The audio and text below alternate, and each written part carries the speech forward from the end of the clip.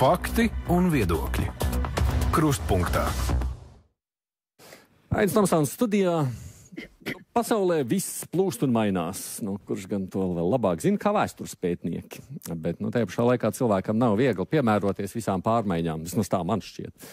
Pēdējā laikā šeit mums Krustpunktā studijā viesi bieži atkārto to domu, kas mums pārņem ar vien vairāk, proti, ka mēs un vispār visa rietumu pasauli tagad saskaras ar tādiem izaicinājumiem, kas tai sen nav bijuši. Mēs gan esam tā teikuši nevienā krīzē. Es atceros, kad sākās lielais migrācijas vilnis, mēs tā sacījām. Tad, kad pasauli pārņēma Covid pandēmiju, mēs teicām, cik sen nav tas bijis. Tad, protams, Krievijas karš viss satricināja vēl vairāk. Tagad lūkojoties uz Donalda Trumpa plosīšanos, solījumiem anektēt Grenlandi, pakļaut Kanādu un vispār padarīt Ameriku savā izpratnē par varenu lielvaru, daudz patiešām nesaprot, kur tad mēs virzāmies, kas tad notiek ar rietumu demokrātiju, tās lielajām vērtībām, kā tās izdzīvos, kas jādara, lai tās arī nepazaudētu. Tajā laikā, kad lielvaras pārņem vēlmi savu tādu negausību un iekāri realizēt, lai cik dārgi tas kādiem arī maksātu. Šādi globāli fundamentāli jautājumi rodas mūsu prātā, un tad mēs tos uzdodam savos sociālajos kontos, meklējot atbildes. Jautājums, vai atbildes vispār ir. Krustpunktā studijā šeit mums ir vēsturnieks, viņš ir Nacionālās aizsardzības akadēmijas pētnieks Valdis Kusmins. Sveiki! Labdien! Latvijas Universitātes ekonomikas sociālo zinātņu fakultātes socioloģijas nodaļas asociētā profesora Baiba Bēlā. Labdien jums! Labdien! Mums ir filozofs Rīgas Traģiņu Universitātes sociālo zinātņu fakultātes asociētais profesors Vēns Sīlis. Labdien! Labdien! Un jurists, advokāts no Kobalta biroja, Latvijas Universitātes lektors Lauris Liepa. Sveiki! Labdien! Jūs prātā arī rodas tādi fundamentāli jautājumi par demokrātiju, par tālāko nākotni, Sīļkungs? Uzreiz man? Kādam? Jā? Labi. Jā, protams, es par nākotni domāju katru dienu. Pēc, ka man ir 2 bērni, es nevaru atļauties nedomāt par nākotni. Un man ir tā paveicies, ka man ir brīnišķīga meita un brīnišķīgs dēls. Un tad es uzdodu sev jautājumu, ko viņi nākotnē darīs. Vai viņiem būs profesija, viņiem būs jāiet karot. Un ar ko karot, un kā karot. Un vai gadījumā tas, ka bērniem jāiet karot, nav viena liela vecāka kļūda. Viena vecāka nespēja vadīt valsti, turēt kopā valsti, vispār saturēt. Un tur nav tikai par mūsu valstu runa, ir vispār par tieši tā. Eiropas un pasaules. Tāpēc es dzīvoju, teiksim tā, ar apziņu, ka karā kā jau karā. Mēs atrodamies hibrīda kara apstākļos. Pirmais upuris tur ir tāda substance vārdā patiesība, kurā tiek visos veidos mēģināts ar to manipulēt un tā tālāk un padarīt to par ieroci. Un tad, kad patiesība kļūst par ieroci, tas nozīmē, ka laiki ir skaudri. Atbildes uz saviem jautājumiem varat atrast? Jā, es uzskatu, ka mums ir jāatgriežas pie izglītības kā pašas galvenās, tāpēc, ka bez izglītības mēs netiksim galā. Un izglītība šajā gadījumā es saprotu, ka vismaz daļai kā psihoterapija, jeb individuācija. Man šeit uz galda ir Karls Gustavs Jungs, Atmiņas sapņu domas, viņa autobiogrāfija. Un tas ir pirms gadsimta, tas apraksta notikums, kas ir notikuši pirms apmēram 100 gadiem, Pirmā pasaules kara, priekšvakaru, tur un tā tālāk. Un tur jau tās atskaņas ļoti līdzīgas. Tur ir tieši tāpat Eiropa, civilizācijas sirds, it kā kaskait attīstīties, augt un plesties, gara gaismā un zināšanu plašumā. Un atbilde ir tāda: mūsu neizstrādātās ēnas, mūsu bezatbildība, un mūsu, manuprāt, es teiktu tā, garīgais pagribums. Garīgais tieši šajā vārdā, varbūt jau visiem alerģija no tā vārda garīgums ir, bet tieši tā nozīmē, ka mēs nezinām vairs savas vērtības, mēs esam pārstājuši cienīt viens otru, esam pārstājuši cienīt paši sevi, līdz ar to, kā tāds simptoms šeit ir, tajā brīdī, kad klauns kļūst par prezidentu, tad ne jau viņš kļūst nopietnāks un savācās un kļūst par valdnieku, nē, tad pils kļūst par cirku. Tajā brīdī, kad starptautiskā politikā dejo klauni apkārt, mums ir jāuzdod sev jautājums, kā mēs līdz tādai dzīvē nonācām. Atbilde ir pazaudēt vērtības, pazaudēt kritērijus. Klausoties jūs pieminēto Jungu, atsaucoties, tāds uz vēsturnieku vispirms jāskatās, tas teiciens nekā jauna nav pasaulē, vai ne, viss, kas ir, tas ir jau bijis, kukuršā. Pirmā doma, kas man iešāvās prātā, jūs minējāt, ka Jungs to visu rakstīja pirms 100 gadiem, un frāzi mēs to esam pazaudējuši. Tā kā referē, ka viņš jau to redzēja, ka mēs esam pazaudējuši pagājuši 100 gadi. Un es sev pat uzdevu, vai mēs kādā brīdī to bijām atraduši, jeb tā pazaudēšana ir īstenībā agregāts stāvoklis. Visu laiku mums ir sajūta, ka mēs kaut ko esam pazaudējuši. Pirms 100 gadiem, pirms 200 gadiem, pirms 300 gadiem, pirms 400 gadiem, pirms 500 gadiem. Mums ir šī sajūta, ka kaut kas ir pazudis. Varbūt ik pa brītiņam ir tāda sajūta. Nē, tagad es zinu, ka viss ir kārtībā, es esmu atradis. Pirmā retoriskā reakcija uz šādu faktu konstatāciju, jo es personīgi priekš sevis nevaru definēt, kas mums būtu jāatrod. Es varētu tādā pesimistiskā noskaņojumā definēt, ko mēs esam pazaudējuši, bet kas mums būtu jāatrod, es personīgi priekš sevis to nevaru definēt. Labi, tad atgriežoties savukārt pie tā sākotnējā jautājuma, ko jūs uzdodat tos jautājumus, kas notiek, kā vēsturnieks un kur mēs ejam?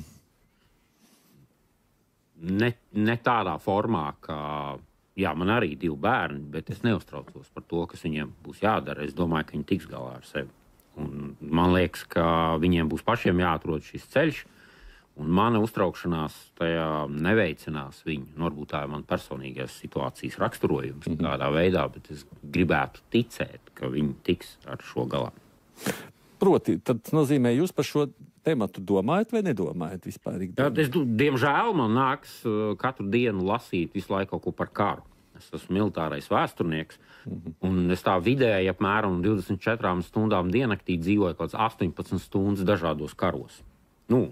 Lielajā Ziemeļkarā, Pirmajā pasaules karā, Krievijas iebrukumā Ukrainā, nacistu režīmu noziegumos, padomju noziegumos, dažādu viss, kas ir saistīts ar karu. Protams, karš ir normalitāte mūsdienu pasaulē, vispār pasaulē. Diemžēl manā galvā, jā. Mēs dzīvojam normālā pasaulē, nekas jauns. Labi, palūkojieties no sociologa skatu punktu. Es domāju, kāda būs tajā sākuma punkti. Tad droši vien man arī jāsaka, man arī ir 2 bērni. Mani uztrauc, kādā pasaulē viņi dzīvos, bet mazliet citādākā varbūt veidā nekā Ventu, jo mana arī tā profesionālās darba lauks pēdējos gadus ir zināmā mērā saistījies arī ar ilgtspējīgas sabiedrības attīstību, jo redziet, šitie mazie tirāni, viņi te padancos, bet viņi nav mūžīgi. Un tās lietas, kādā veidā darbojas tā mūsu sabiedrība, pati šī uzbūve, ir daudz ilgtspējīgākas. Un ja tie tirāni neuzspers gaisā visus ar kādu atombumbu, kas radīs kodola katastrofu globāla mēroga, tad tie jautājumi, kādu pasauli mēs atstājam vai nododam tālāk nākamām paaudzēm, tie tomēr paliek, un ne tikai demokrātijas ziņā, bet arī tajā ziņā, kādas attiecības cilvēki veido savā starpā, un nākot uz šejien, es daudz domāju par šīm miermīlīgām un vardarbīgām sabiedrībām, ko ir pētījuši sociāla antropologi un kultūra antropologi vairāk, un pasaules vēsturē ir ļoti maz miermīlīgu sabiedrību. Tādā Eiropas mērogā mūsdienu sabiedrībām tad parasti skandināvus min un islandiešus kā miermīlīgu sabiedrību piemērus, kaut vai atsaucoties uz ļoti zemiem slepkavību rādītājiem. Bet viņi nav vienīgi ar zemiem slepkavību rādītājiem mūsdienās. Bet tomēr tā rietuma civilizācija un arī pārējās lielā mērā ir ko antropologi definētu kā vardarbīgas civilizācijas, kas ir vērstas uz sacensību, uz hierarhiju, uz, arī, kur šī nevienlīdzība, dažāda ekonomiska ienākumu nevienlīdzība, dzimumu nevienlīdzība, dažādi konflikti. Jā, šie kari, ir normāls veids, kā risina attiecības. Bet mēs redzam, kaut kā pēdējos gadu desmitus, nevienu gadu desmit bijām, tajā Eiropā tomēr pieraduši pie mierīgas līdzās pastāvēšanas, pie savstarpējas, jā, bet jautājums ir, kā mēs izturamies arī pret citiem cilvēkiem un citām dzīvām būtnēm. Jo, ja ņem vērā, kad šobrīd, kā dabas zinātnieki saka, notiek sugu izmiršana straujāka nekā šajā kataklizmā, kad izmira dinozauri, tad jautājums ir, ko mēs atstāsim saviem bērniem, jo mēs dzīvam ļoti antropocentriskā pasaulē. Mēs skatāmies, kā tādā ziņā, es teiktu, kristietība ir izdarījusi lāča pakalpojumu ar šo, kad Dievs iecēla cilvēku, tā teikt, pārvaldīt par visām dzīvām būtnēm, un cilvēks to uztvēr nevis kā atbildību par visām dzīvām būtnēm, bet, es tagad ņemšu sev, ko nu var paņemt no visām tām dzīvām būtnēm. Mēs esam uz sevi vērsti. Ļoti. Kaut vai pat pēdējās nedēļas bija kaut kādas ziņas, kad ir tur brieži savairojušies un apēd jaunaudzes un lāči kaut ko tur posta. Kas tad bija pirmā atbilde? Šaujam viņus nost. Latvija pirmajā vietā, Amerika pirmajā vietā, tad mēs esam pirmajā vietā. Neapšaubām, tāpēc visas citas dzīves būtnes, tā teikt, prom no mūsu dārgajām teritorijām. Bet pirms es tieku pie jurista runas, tad sapratu tā. Jūs arī sakāt, tā pesimistiska pasaule ir, bet kopumā tas iesākums likās optimistiski, sakot, ka tik traki jau nebūs, sabiedrība kaut kā sadzīvos ar šo. Ir droši vien cilvēki, kas vienmēr redz tos zelta laikus pagātnē, bet es drīzāk pievienojos tam, ka mums nav tāda atskaites punkta pagātnē, kur būtu jebkad bijuši kaut kādi zelta laiki. Mani 70, 80 gadu nenotikušais karš šķiet laba lieta. Jā, bet kur viņš nav noticis? Ļoti mazā pasaules teritorijā. Visur citur jau viņš ir bijis. Bet labi, ka pie manis nebija. Un arī kā to ņem? Tā pati Čečenija un Balkāni, ko tad Balkāni karš nebija, un 90. gadi, un Eiropa, un nekāda tur ne Latīņa Amerika vai Āfrika. Labi, skaudri. Lauri. Jā, man jāsaka, ka es gribētu turpināt to, ko Lencīlis sāka. Ne tikai patiesība ir upurēta, bet šajā laikā, kas satrauc, protams, ne tikai juristus, es domāju arī plašāku sabiedrību, kā arī tiesiskums ir ļoti būtiski. Cieši ļoti būtiskas pārmaiņas. To mēs jau redzējām tagadējā ASV prezidenta pirmajā prezidēšanas laikā, ka faktiski tādi transakcionāli lēmumi, konkrētu projektu izdevīguma lēmumi tiek prioritizēti pār ilgtermiņa, tā skaitā tiesiskām interesēm un arī tiesiskiem standartiem. Tas ir ļoti lipīgs piemērs, jo mēs redzam, ka Eiropā arī ir Ungārijas, var teikt, tāda vēlētās totalitārās iekārtas paraugs ir arī Latvijā, ir bijuši, un arī tagad joprojām ir politiķi, kur ļoti labprāt vēlētos tādu demokrātiski ievēlētu nelielu totalitārismiņu, kurš var teikt, politiskas intereses dēļ un īstermiņa vārdā upurēt tiesiskus standartus, sakot, ka mums ir šobrīd jāatsakās no kaut kādām pamattiesībām, tāpēc, ka tas ir šobrīd mums labāk, izdevīgāk. Diemžēl, kā arī Kuzmina kungs to sacīja, karš ir tieši tas brīdis, kurā mēs visi piekrītam gan vārda brīvības ierobežojumiem, gan dažādiem pārvietošanās ierobežojumiem, gan tā skaitā arī mēs labprāt diskriminējam, arī savā galvā noliekam vienu tautu kaut kur augšā, otru lejā, pirmkārt tāpēc, ka viņi paši to sāk, bet arī mēs kā vērtētāji, mēs piekrītam. Mēs atsakamies no patiesības, un mēs atsakamies no tiesiskuma, jo mums ir svarīgākas lietas. Labajiem ir jāuzvar, tā tas saucās. Un juristi, protams, ir ļoti satraukti, bet iespējams, ka es tagad, kā saka, tādā ļoti straujā gaitā tuvojos tam, kas būtu jāsaka noslēgumā, bet juristi ir arī optimistiski. Kāpēc? Es nezinu, varbūt to var pataupīt vēlākam, kur es redzu risinājumus. Bet pirmais un tiešām satraucošais faktors ir tas, ka tiesības vairs nav nozīmīgas, cilvēktiesībām vairs nav lomas, līdztiesībai vairs nav lomas. Un to var sākumā pamanīt ar tādu vieglu uzbraucienu minoritātēm, minoritāšu apspiešanu. Apskatāmies, kas notiek Amerikā. Jā, piemēram, arī tā pati diskusija par dzimumiem, diskusija par dažādību un tā tālāk. Jā. Būtībā tā ir runa par individu tiesībām. Un ikreiz, kad individu tiesības tiek ierobežotas, sākotnēji lielākā daļa, uz ko tas tieši neattiecās, saka, jā, viss pareizi, vai arī neko nesaka. Un pēc viņi pēkšņi pamana, ka tagad viņus sāk ierobežot, bet ir jau par vēlu. Vārds sakot, es saklausu tā.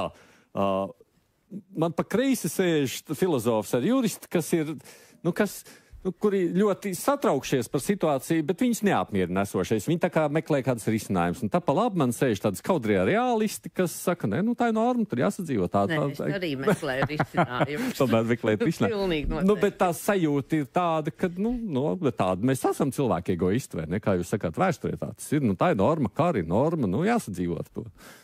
Es jūsu sacīto interpretēju, bet tādu tulkoju.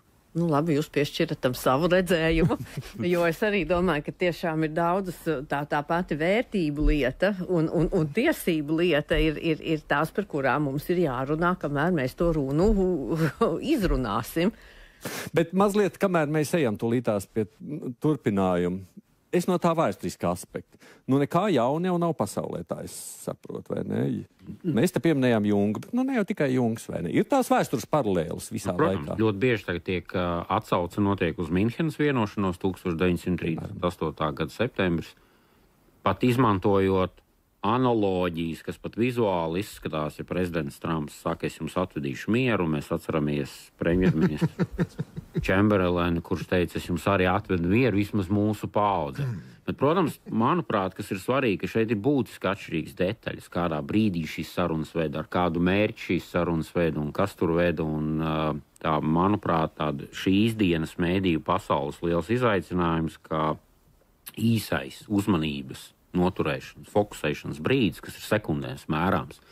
Tālāk pa virsrakstiem reti, kur cilvēki aiziet, un līdz ar to šīs analoģijas rada maldīgu priekšstatu, ka vēsture atkārtojas. Nu, vēsture nevar atkārtoties. Mēs redzam līdzības, mēs redzam pamatprincipus, mēs redzam kaut kāds algoritmus, kas nosaka cilvēku pieņemtos lēmumus, bet es neticu, ka tas ir identiskas situācijas, un es neredzu arī identiskus risinājumus. Protams, no vēstures mēs nevaram izdarīt secinājumus par nākotni. Es domāju, tas ir tāds vēl veiksmes, to, ko darīt, jo vēsture dod iespēju uzlabot savas, es nezinu, kā to nosaukt, analītiskās spējas, vērtēšanas spējas, zināšanas, informācijas uztveres un visas citas spējas, kurā tu trenējies. Es tagad vienkāršot pārfrāzēju, lasot par to, kas notika, analizējot, kas notika, diskutējot pašam ar sevi, uzklausot citu gudrāku cilvēku diskusijas par to, kas notika Minhenē 38. gadā, tu gūsti lielāku priekšstatu, izpratni savā ziņā, kas notiek tagad. Bet tas nedod tev formulu, kā atrisināt situāciju, kas ir tagad, ņemot par 38. gadā tā bija kļūda, mums tagad jādara. Ko tas dod? Ko tas palīdz? Kā jūs teicat, tas palīdz dot šādu izpratni par protestiem kopumā. Un tas dod savā ziņā pieredzi, kuru tu gūsti no citu cilvēku kļūdām, no citu cilvēku panākumiem, no citu cilvēku analīzes. Tu secini, ka šādā situācijā varētu mēs pieņemt tādu un tādu, bet lēmumu būs jāpieņem no šīs dienas skatu punktu, jo situācijas ar 38. gadu un tagad ir principiāli atšķirīga. Ekonomiskajā ziņā, sociālajā ziņā, politiskajā ziņā, informācijas aprites ātrumā un pieejamībā visām sabiedrības slāņiem un masām, viņi ir principiāli atšķirīgi. Mēs tikai virspusēji redzam analoģijas ar to notikumu. No filozofa skatu punkta jāpiekrīt? Es jau patiesībā nepretendēju, ka te kaut kas jauns vai vecs notikt. Man pirmkārt gribējās no vēstures viedokļa tomēr saprast, ka vēsture, kāda tā ir. Man patīk, ka mēs uzsveram šeit kritisku analīzi, bet vēsture vispār piedāvā kaut kādu narratīvu. Un mums ļoti svarīgs ir narratīvs, jo tas atbild uz jautājumu, kas mēs esam. Un mēs šeit Latvijā savu narratīvu, paņemšu 1918. gadu. Latvijas valsts sākās tajā brīdī, kad šeit esošie cilvēki apvienojās ap ideju, ka mums ir vajadzīga valsts.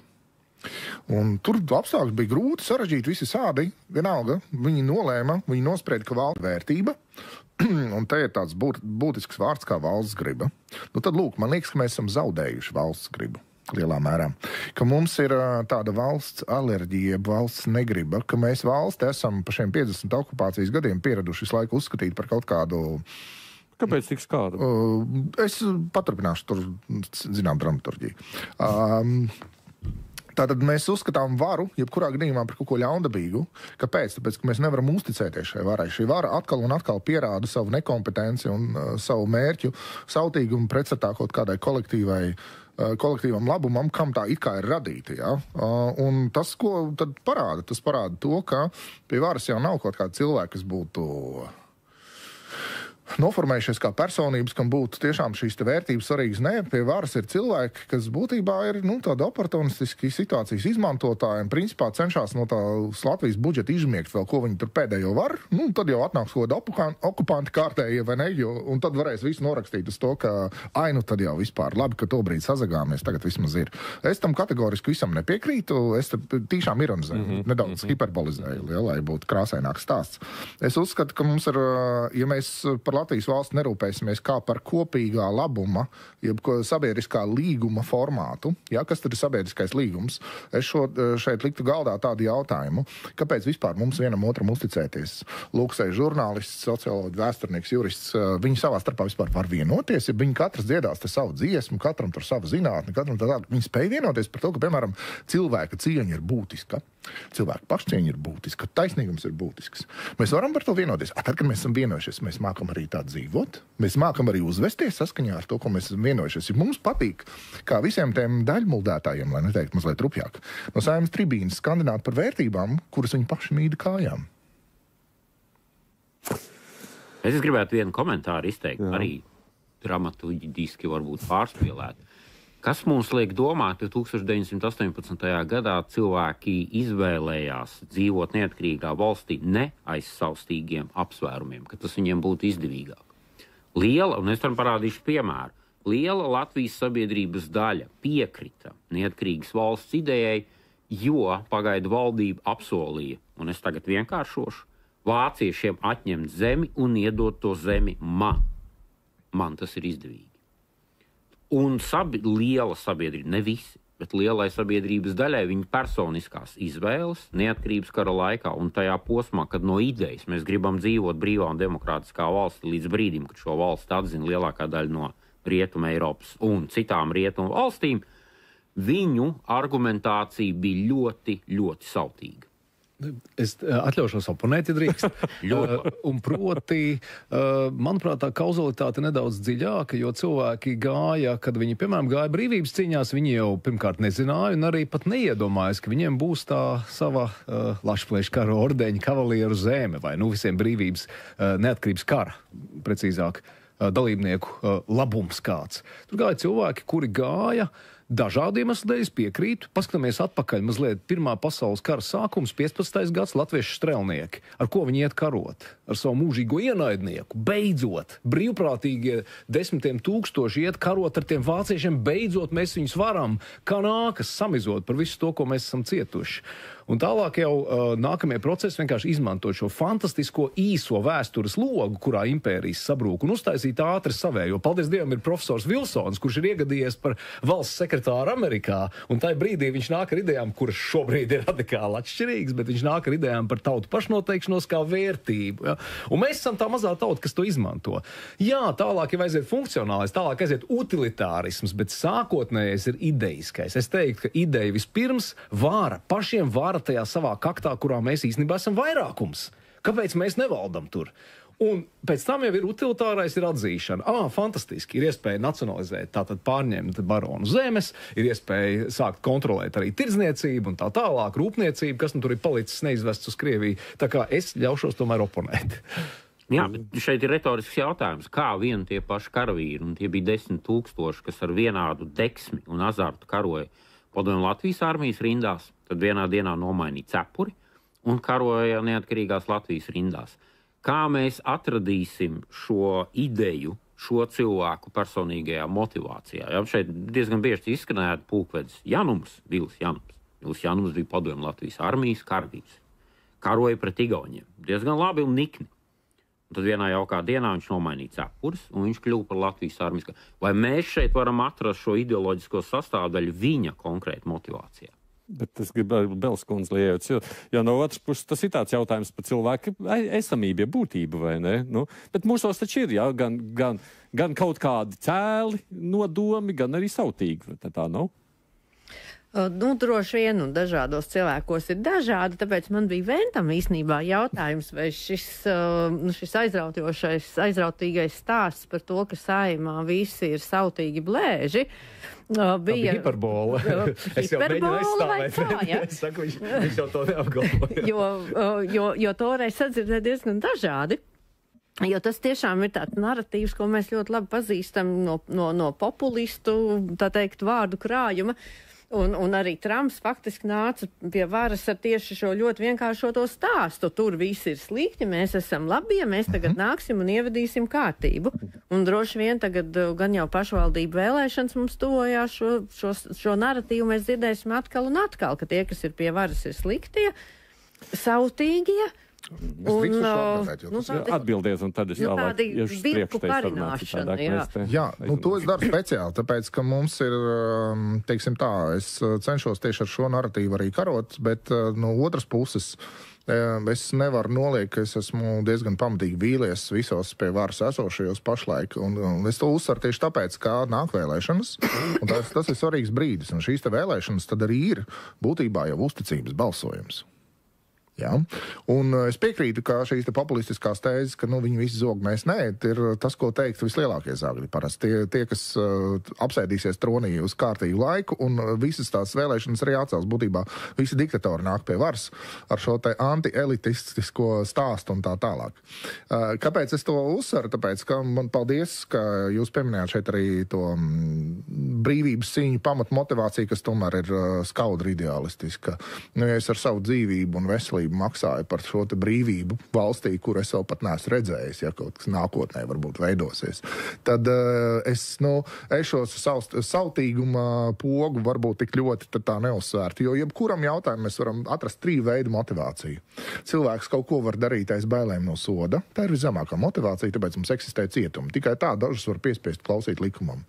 Tad cilvēks dara to sautīgu interešu vārdā, jo lielākā daļa ievēro tikums un likums, tāpēc, ka tā vienkārši ir izdevīgāk ilgtermiņā. Ja? Uz šo brīdi nokrāpties varbūt var, bet pēc tam tā reputācija sabojāt un vēl varbūt sekas. Un ir trešā grupa, kas rīkojas šo te augstāko vērtību vārdā. Un man liekas, mēs par mazu uztveram un patiesībā mēs par mazu runājam par šīm augstākajām vērtībām, kas tomēr liecina par to vērtību degradāciju sabiedrībā, tāpēc, ka tā ir tēma, par kuru neviens vai maz cilvēku baidās par muti virinātā. Kas tās ir par vērtībām? Tās ir vērtības, kas īstenībā ir mūsu pamatmotivācija. Ja, un šīs vērtības nemaz nav tik daudz, viņas var uz vienas rokas pirkstiem saskaitīt. Un tajā brīdī, kad mēs runājam par varu, tad tā primāri ir šī simboliskā kapitāla, jeb asociācijas ar vērtībām pārvēršana reālajā politiskā kapitālā. Tad vispirms es saku, man ir svarīga cieņa, taisnīgums, piedošana, cerība, patiesība, atbildība, pazemība. Te ir šīs konkrētas vērtības uzskaitītas. Un es savā politikā grasos tā rīkoties. Un tas, ko es pārmetu politikai mūsdienās, ir tā, ka mēs runājam vienu, darām otru, bērniem mācām trešo un savās autobiogrāfijās ierakstam 4. Prestī mēs esam izdarījuši primāro. Mēs esam likvidējuši patiesību. Patiesību kā galvenais kritērijs. Un te mēs varam redzēt, ka, ja vēlēšanās mēs sākam izvērtēt cilvēkus pēc tā, vai viņu vārdi atbilst darbiem, tad tur neatbilst neviens. Un tas ir šis jaunais sabiedriskais līgums. Mēģināt politikā meklēt un stimulēt cilvēkus, kuru darbi atbilst vārdiem, un paskatīties uz to no šī viedokļa.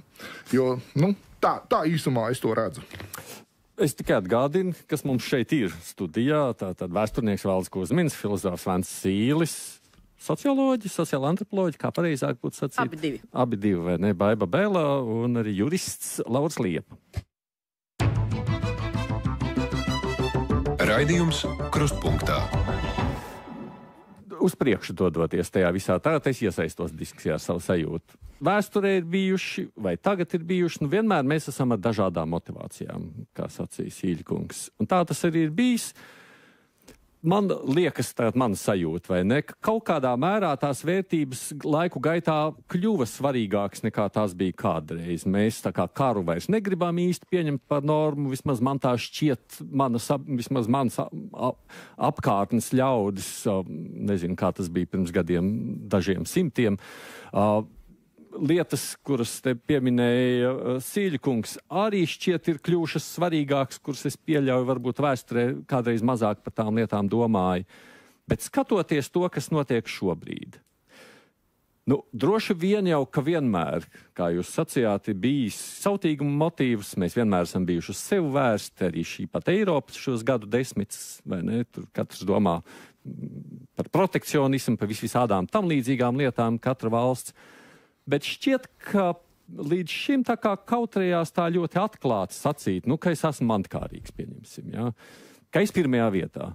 Ko es varētu dabūt no jums ārā? Nu, vienalga, tas, ka tu esi upuris nekas, bet ko es varētu no tevis vēl kādu līgumu izdabūt ārā? Kā es šobrīd, piemēram, uztveru Trumpu? Nu, ko vēl no Ukrainas varētu izvilkt? Derīgos izrakteņus vajadzētu tā, ko vēl varētu paņemt visu elektrostacijas manā īpašumā būtu labi, ko es vēl varētu dabūt?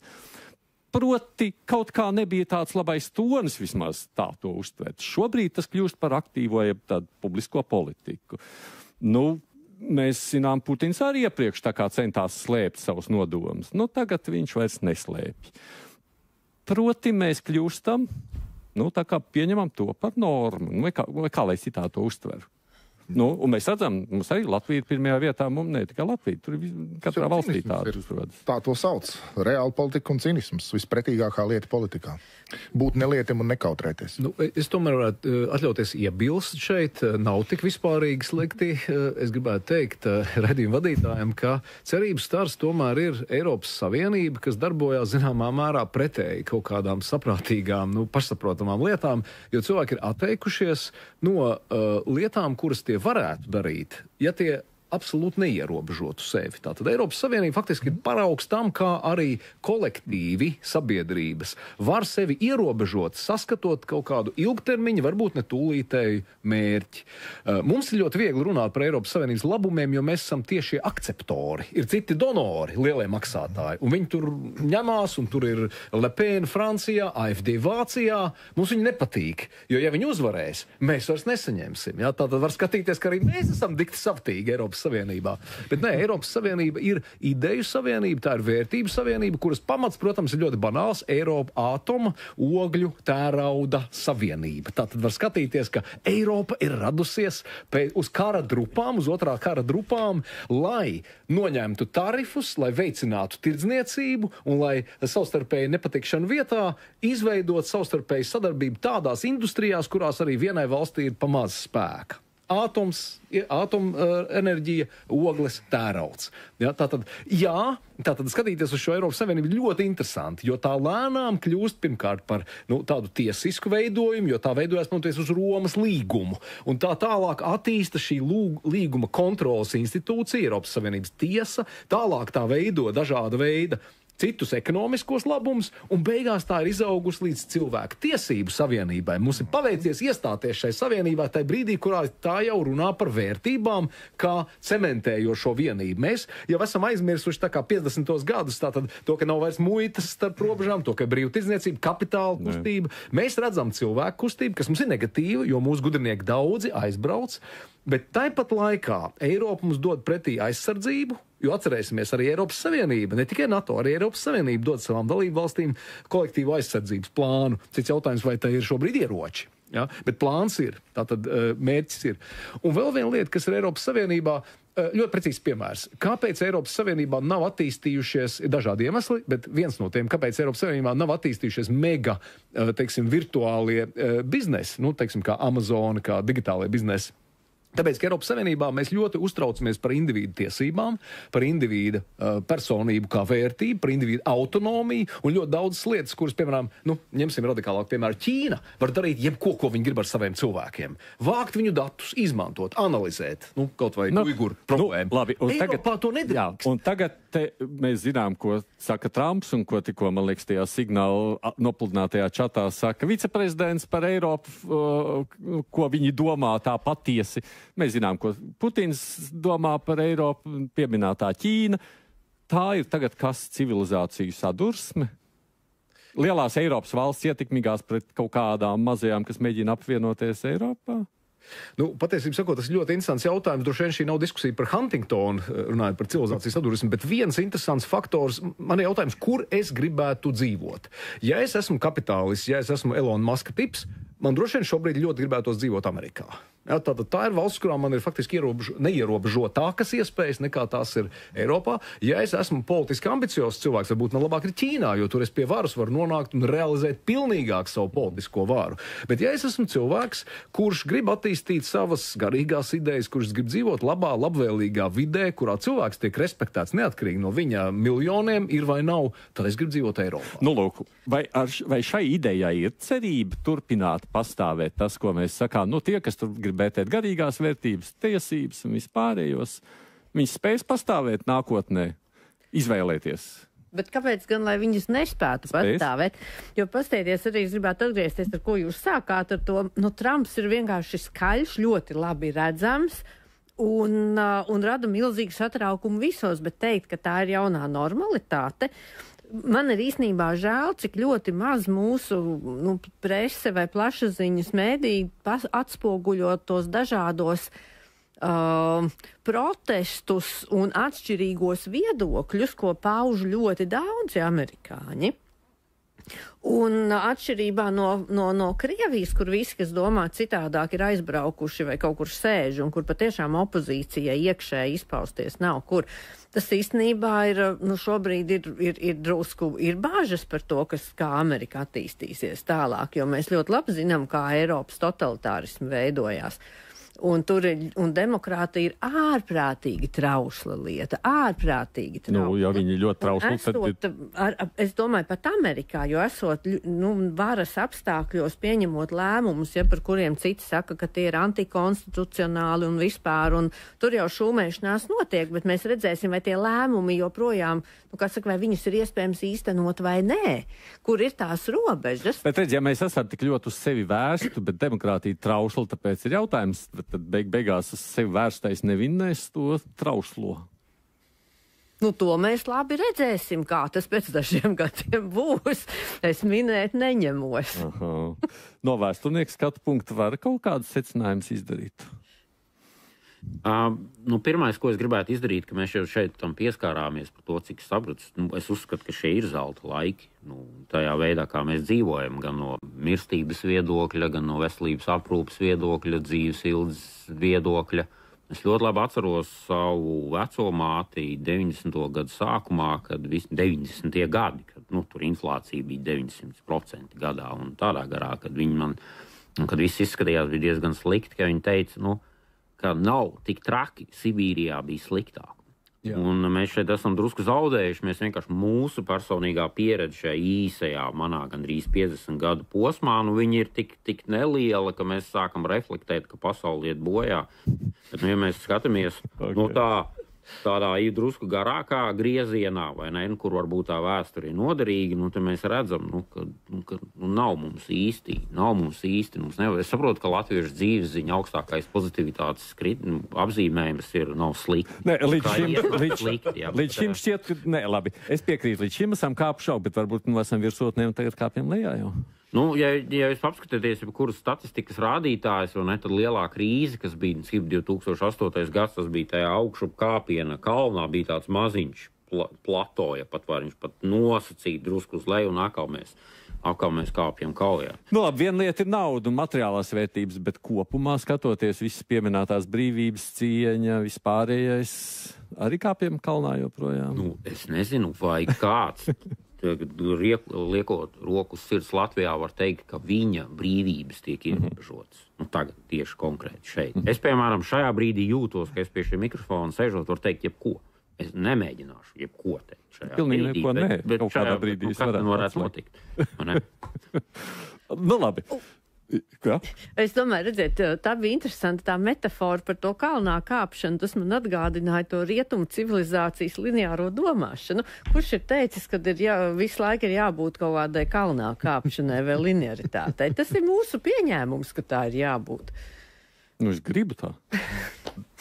Bet labi, mēs te pieminējam 5 gadus. Sīļkungs iesāks redzījumā, sakot to 5 gadiem, tomēr ar tādu bažām lūkoties tajā nākotnē. Es esmu absolūti nobežījies. Es domāju, ka pie visu šī materiālā uzplaukuma, tas, ko es redzu, tad, tik tiešām man nav citas mērauklis, kā mans īsais mūžs. Man ir 47 gadi, es jau paspēju piedzimt Padomju Savienībā. Es ļoti labi atceros totalitāro režīmu, ka varēja dabūt pa purnu par to, ka tu esi latvietis. Tieši tādā brīnišķīgā, kad teica, paģam Gansov biķi. Vienkārši tā, gājis visu pa purnu, tāpēc, ka tu esi nepareizās tautības. Šis tās labs atgādinājums, to vienmēr vajag atcerēties. Tad, kad mēs par kaut ko tur cīnamies. Ja? Otrs ir, es arī piedzīvoju 90. un visu pārējo un tā tālāk.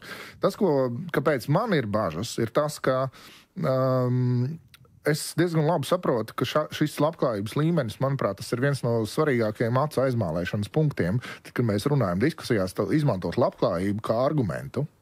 Labklājībai būtu jāizriet primāri no kaut kādām garīgām vērtībām, ar to es domāju lūko. Es uzskatu, ka mēs nevaram runāt par labklājību, ja mēs nespējam vienoties par kaut kādu patiesības kritēriju, ja mēs nespējam vienoties par cieņas kritēriju. Un es teiktu, ka Latvijas sabiedrībā mēs varam brīvi izteikties, bet mēs diezgan daudz saskaramies ar tādu klaju un tiešu necieņu. Mēs viens pret otru izturamies, maigi sakot, cūciski. Un mēs paši to saucam par brīvību. Un te es teiktu, ka tā nav brīvība, jo lielākā daļa cilvēku ar brīvību nemaz nezinu, ko iesākt. Pārsvarā viņi iekrīt tādā kā diezgan primitīvā instinktu apmierināšanā, un to tad arī sauc beigās par to labklājības valsts un labklājības politiku. Man ziniet, vienā punktā diezgan slikti paliek skatoties uz noēdušos Eiropu, kur nevar saprast, vai tai Ukrainai vajag palīdzēt vai nevajag palīdzēt. Sūtīt tur kaut ko vai nesūtīt. Arī pats amerikāņu prezidents impersonē šo negausīgās alkatības un rījības momentu. Un es teiktu, ka Eiropa savā patreizējā, tas, ko mēs tagad piedzīvojam, ir faktiski apgaismības laikmeta beigas. Šis noslēdz apgaismības laikmetu, metaforiskā nozīmē.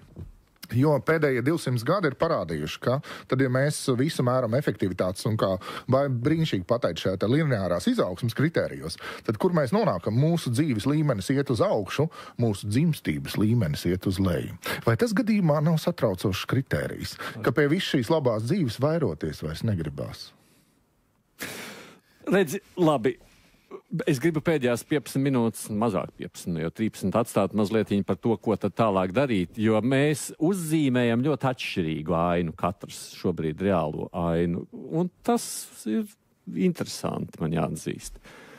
Bet, vismaz tie, kas no jums sacīja, ka jūs domājat par to, ko tad vajadzētu darīt, Kuzminkungs vienīgais sacīja, ka viss kārtībā, nevajag neko darīt, mainīt, vai vajag? Vai vienkārši nezināt pateikt? Es nesāku detalizēt, ko es uzskatu, ko tagad vajag darīt. Es tagad gribu beigās palikt to. Ko tad tagad darīt? Reiz tā ir realitāte un drīkst sākšu vēsturnieku. Tad es izvirzīšu vienu tēzi. Latvijā ir viszemākais īpatsvars dalībai politiskajās partijās Eiropā. Ja nemaldos, pāris gadus atpakaļ bija 1,3% no visiem iedzīvotājiem ir aktīvi dalībnieki jebkādā politiskajā partijā. Mūsu lielākā politiskā partija, kas oficiāli paziņoja savu dalībnieku skaitu, ir reizes mazāka kā Lietuvā, un ja nemaldos, stipri mazāka kā Igaunijā, lai gan Igaunijā mazāks cilvēku skaits. Atšķirība ar Rietumu Eiropas valstīm dažām, kurā, bet ir pat desmitos, nevis procentos, bet 10 reizes. Un tad, kad mēs sakam, ka viņi tur vara un viņi tur partijā, un arī es to saku, tas nav kā arguments, ka nepareizi būtu teiks, bet tas ir tas, ko mums tagad darīt. Mums vajadzētu pašiem paskatīties spoguli un saprast, Latvijā nav pieņemts jautāt, par ko tu balsoji vai kādā politiskajā partijā, tas līdzvērtīgs jautājums par to intīmo dzīvi, to nedara cilvēki vienkārši ikdienā, ja? Bet ja mēs viens no veidiem, varbūt neefektīvākajiem, ir pastīties pašiem spogulī un atzīties, ka viens no iemesliem, kādēļ tā ir tas, ka personīgi es neesmu iestājies nevienā politiskā partijā, un es personīgi tagad pie šī mikrofona uzņemos atbildību, ka tas, ka daļēji tādēļ, ka tas ir slikti, tādēļ, ka es neesmu nevienā politiskajā partijā. Interesants piedāvājums, Beles kundze. Jūs teicāt, ka jūs domājat par izcinājumiem, gan? Jā, un tad klausoties, es domāju, lūk, un gandrīz nenāk tāds loģisks turpinājums, jo patiešām, tā teikt, tas skaistais laiks, tas nenāks, ja paši to nevedīs, diemžēl neatceros precīzi, lai skaisti nocitētu. Bet mana doma bija arī šajā virzienā, ka pašiem cilvēkiem ir jābūt aktīvākiem tajos jautājumos, kas ir svarīgi. Var stāties partijā tikpat labi, es par nevalstisko sektoru arī vairāk varbūt varu turēt rūpi. Mums nevalstiskās organizācijas statistiski ir kas vislielākais īpatsvars ir iedzīvotāju, mājokļu apsaimniekotāju biedrības. Diemžēl viņas nav pārstāvētas Saeimā. un pie kā mēs nonākam? Katrs par tām savām tām savas mājas robežas interesēm tālāk netiekam, un pat tur vēl ir labi, ja vispār cilvēki par kaut ko var vienot. Droši vien, ja mēs skatāmies NVO, kā ir citās valstīs, kā ir Latvijā, līdzdalība taču arī laikam krietni zemāk. Es nezinu, bet principā, mēs ļoti labprāt saziedojam tad, kad ir tā teikt, dod 5 un ziedot LV, ka vajag slimiem bērniem vai kaut kam noziedot naudiņu, mēs tā kā, tur tā ziedošanas kultūra būtu vēl puslīdz kārtībā. Bet tas ir vienkārši atver savu maciņu, iedod savus 5, 10 vai cik tur eiro, viss eju tālāk. Bet jautājums ir, ja man kaut kāda tā kārtība nepatīk, vai es kaut ko daru, lai to mainītu. Un tas ir vienalga, vai stāties partijā, vai atkritumu šķirot, vai miermīlīgāku sabiedrību, vai cieņu pret visām dzīvām būtnēm, ko mēs popularizējam. Bet tas ir ļoti būtiski iestāties par savām vērtībām, aktīvi. Un negaidīt, es tagad ieslēdzu televizoru un dodiet man labo dzīvi. Tā tas nenotiek. Lauri. Jā, vispirms es gribēju teikt, es noteikti nepiekrīstu tai hipotēzei par to, ka mēs būtu zaudējuši kolektīvu savu valsts gribu. Es arī ceru, ka tas atkal tāpat kā tās politiķu pārspīlējums bija tikai tāds provokatīvs pārspīlējums. Tā bija provokācija, protams. Pirmkārt, tā tad ir daudzas pazīmes, kas liecina, ka aktīvs vairākums ir un ka šis vairākums tomēr Latvijas valsti grib un gribēs joprojām. Jā, tā tad nav tāda paguruma, un pat ja mēs demogrāfiski ejam mazumā, šim mazumam ir jāspēj būt krietni aktīvākam nekā lielām tautām. Jā, tā ir viena no lietām, kas ir vienkārši jāpieņem. Jo mazāks organisms, jo straujāk sirds puksti, jo vairāk viņam tam ir jākustās. Un mūsu gadījumā mums ir jāaizpild tās tukšās vietas. Jāsaka, ir ļoti labi, ka ir tehnoloģija attīstības laikmets un daudzas lietas var automatizēt un robotizēt un tā tālāk. Ja, tā ir perspektīva. Un slikta demogrāfija vien nenozīmē, ka mēs gadsimta beigās vairs nepastāvēsim. Varbūt pastāvēsim, varbūt mazāk, visticamāk mazāk. Bet dzīvot mēs varēsim. Galvenais ir, ka mēs gribam, un kā jurists gribētu uzsvērt, brīvība nekad nevienam tāpat vien nav. Nepastāv persona, organisms, kas būtu brīvs. Par to ir jācīnās. Ir jācīnās par brīvību, un pirmais un svarīgākais ir jānostiprina brīvība kā tiesība. Un par šīm tiesībām arī ir jācīnās, un tas var sākties arī patiešām, kā bija Bels kundzes minētajā piemērā, kaut vai ar pareizu rīcību. Jā, tā tad, šķirošana, piemēram. Jā. Tas nav obligāti, ar to uzlikt par obligātu lietu, bet tas ir līdzīgi kā Zini kā, drīkst, es, protams, nevaru ļoti gari, tāpēc, ka es gribu, lai vēl arī Sīļkungs tiek pie vārda, bet man ir tajā brīdī, tiklīdz man šeit jārunāja, pieņemsim to pašu zaļo kursu, vai ne? Tad mēs kāpēc mums? Tur taču ķīnieši un amerikāņi, ko tam mēs, tad, kad viņi būs gatavi, tad es arī šķirošu. Kamēr viņi nešķiros, tikmēr es neko. Tas nav pārāk labs arguments, jo tas nozīmē, ka mēs deleģējam arī šo lietu citiem.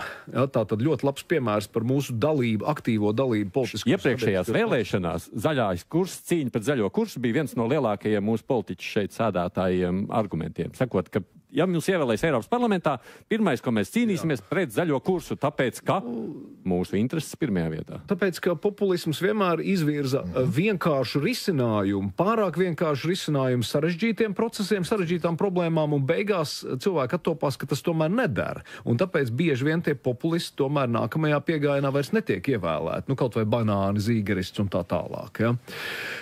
Tas, ko es domāju, ka mums ir, protams, jādomā par lietām ne tikai, kas man ir tiesiski pareizi vai pamatoti vai pienākās, bet jādomā par tiesībām arī cita sabiedrības locekļa kontekstā. Ja, tā tad jāspēj paskatīties arī no cita pozīcijām, no cita kurpēm. Sīļkungs.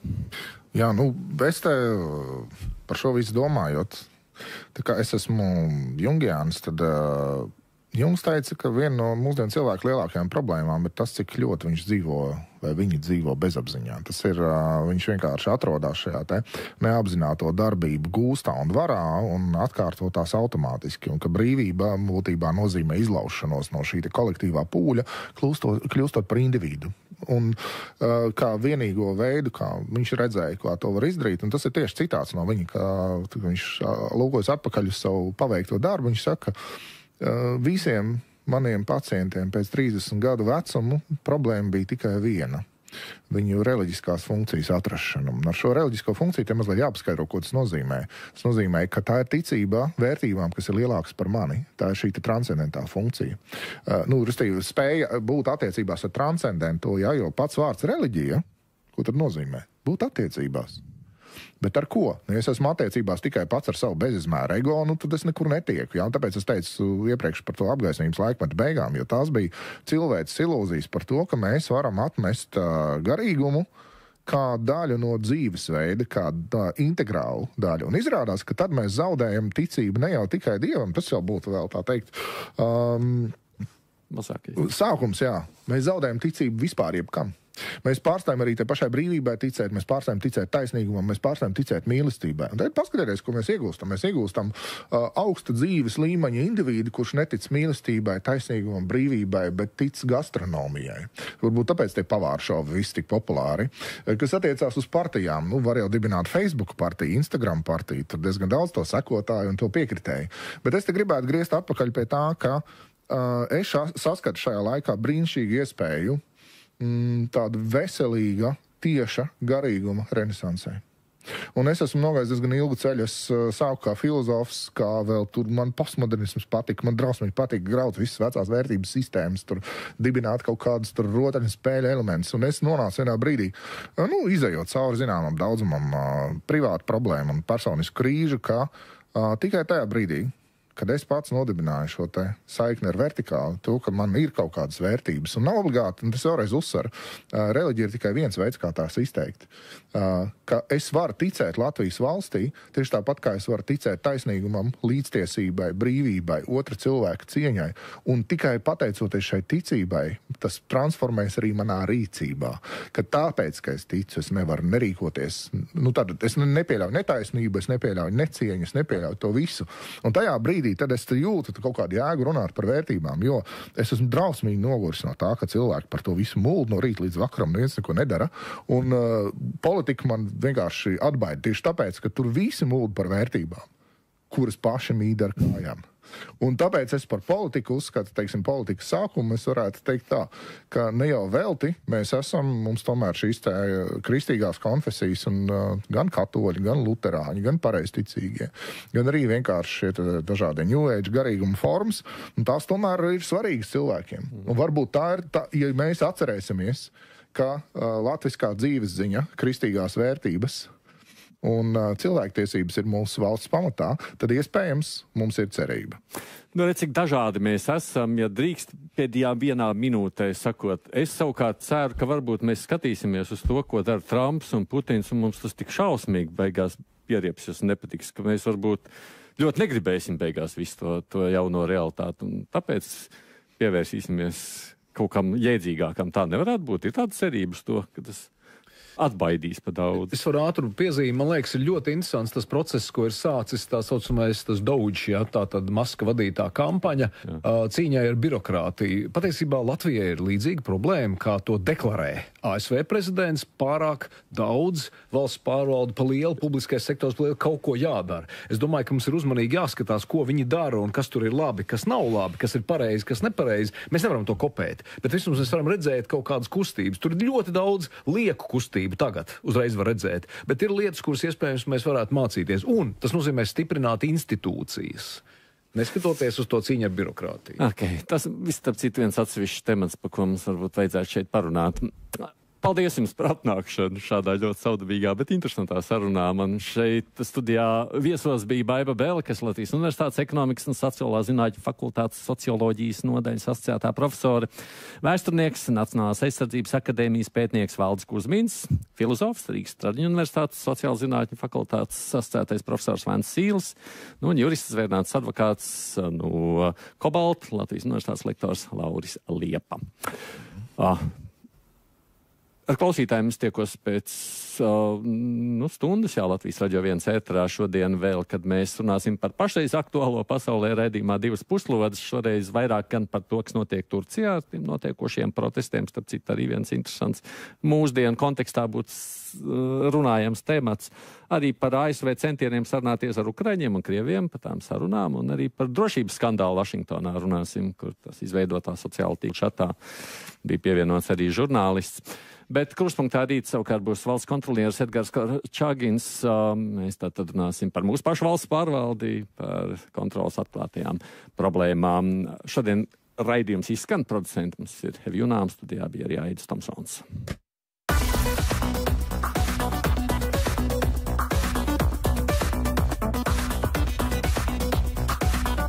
Fakti un viedokļi. Krustpunktā. Daudzi piekritīs, ka ģimene ir pats svarīgākais mūsu dzīvē. Lai steidzīgajā ikdienā par to neaizmirstu, tiekamies ģimenes